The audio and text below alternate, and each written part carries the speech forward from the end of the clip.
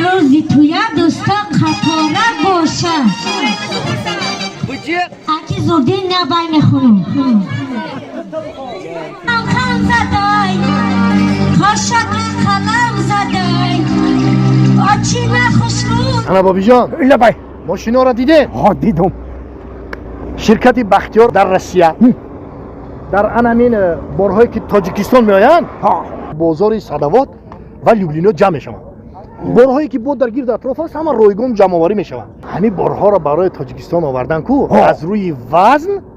با انصاف